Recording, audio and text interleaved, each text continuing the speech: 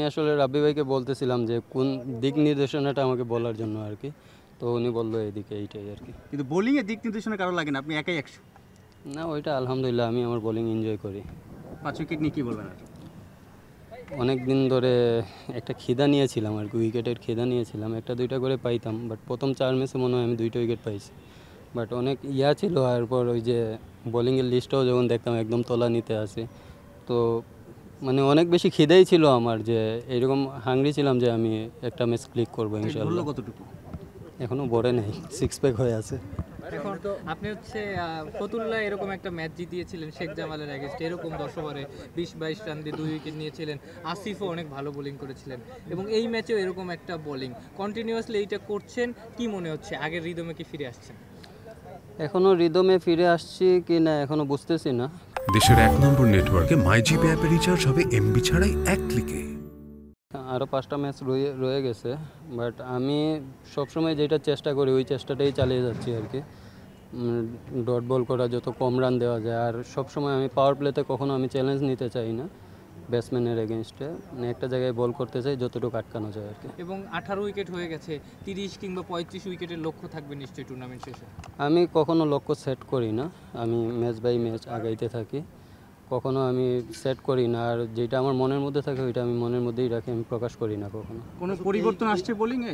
মানে আপনি সবশেষ বিশ্বকাপের পর ন্যাশনাল টিমের সুযোগ পাননি, এই মাঝখানে কি কোন জায়গায় আপনি আসলে নতুন কোনো কিছু সংযোজন হয়েছে কিনা? না, আমি যেমন ছিলাম তেমনই আছি। মানসিকভাবে আলহামদুলিল্লাহ অনেক ভালো আছে। তারপর নাসুম মানে প্রত্যেকটা স্টেপে যেমন ধরো আপনি স্লোয়ার হোক, স্পিনে হোক, বা হচ্ছে আপনার ভেরিয়েশন অথবা অ্যাকিউরেসি, প্রত্যেকটা সময়তে কাজ করার থাকে সবারই। হয়তো আপনিও যত এক্সপিরিয়েন্স তারপর কাজ করার থাকে বা কাজ করেছেন বা আরও বেশি দক্ষতা নিয়ে চেষ্টা করেছেন, সেই কাজগুলো কি এই যে ব্রেক সময়গুলোতে করেছেন কিনা, বা কিছু ভেরিয়েশন বা ব্রেক সময়গুলোতে তো করার ওই রকম সময়ই মিলে নাই, প্রিমিয়ার লিগ শুরু হয়ে গেছে, প্রিমিয়ার লিগ খেলতেছি, তো আমার কাছে মনে হইতেছে যে এইবার বোলিং করে মনে হচ্ছে যে আমার আম বলটা সবাই পরে ফেলছে, আমার ওইটা ডিফারেন্ট কিছু আনতে হবে। তো এখন মানে লিগ চলাকালীন সময় তো আমি কিছু করতে পারবো না, এন্ড অফ লিগ যখন আমি ফ্রি থাকবো আমার ইন্ডিভিজুয়াল কাজগুলো আমি করে আসবো।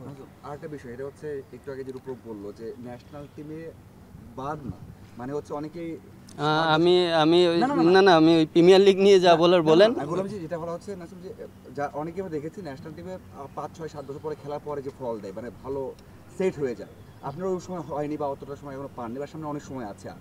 তো সেই ক্ষেত্রে নেক্সট টাইম মানে যখন আপনি ব্যাক করবেন অথবা এক্সপিরিয়েন্সগুলো গ্যাদার করেছেন, কারণ আপনি প্রত্যেক ভালো করবেন না সে সবাই জানে, বাংলাদেশ কেউ করেনি, তো ব্যাক করবেন এক্সপিরিয়েন্স নিয়ে, তখন কি মনে হয় যে আরও ভালো হবে কি না? ইনশাআল্লাহ অবশ্যই ভালো হবে।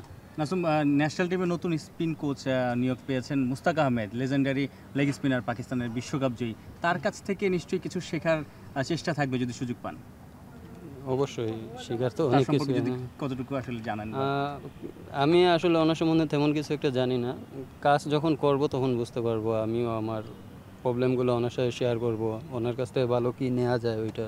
আপনি বললেন মাত্র যে আর্মারটা আসলে অনেকে পড়ে ফেলছে বা বুঝে ফেলছে বা সেইভাবে আসলে ডেডলি হচ্ছে না আগের মতো, সেই জায়গাটাতে নতুন কোনো ভ্যারিয়েশন নতুন কোচের কাছ থেকে জানতে চাইবেন?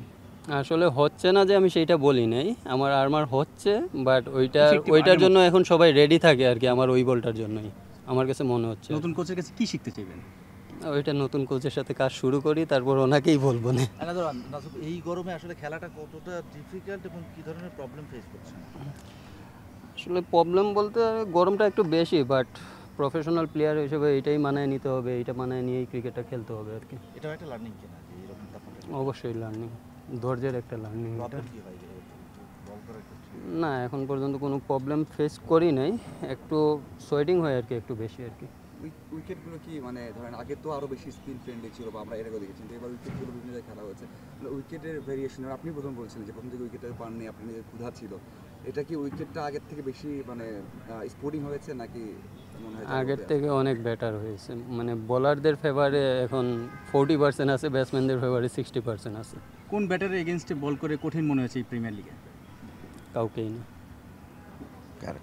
বাট যদি আপনি বলেন যে ব্যাটসম্যান আপনাদের জন্য টাফ হয়েছে, মানে 40% হয়েছে আপনাদের জন্য আর 60% হয়েছে যে ব্যাটসম্যানের জন্য, সেই ক্ষেত্রে এখন যে উইকেট পান, 5টা উইকেট পেলেন, এখন 8টা উইকেট পেয়েছেন, আপনার জন্য কনফিডেন্স বাড়বে কি না? কারণ আগে স্পিন উইকেটে উইকেট পাইতেন, তখন হয়তো বা সেটা একটা ফলস কনফিডেন্স আসতো, এখন কনফিডেন্সটা বেশি আসবে কি না? অবশ্যই কনফিডেন্স একটা ম্যাচ আজকে পারফর্ম করছি, নেক্সট ম্যাচের জন্য আরও ভালো কনফিডেন্স নিয়ে আমি শুরু করতে পারবো আবার। Okay thank you. For more updates, subscribe to our YouTube channel and click on the bell icon. Follow us on Facebook and Instagram. Download T-Sports app to enjoy exciting games and highlights. Visit tsports.com.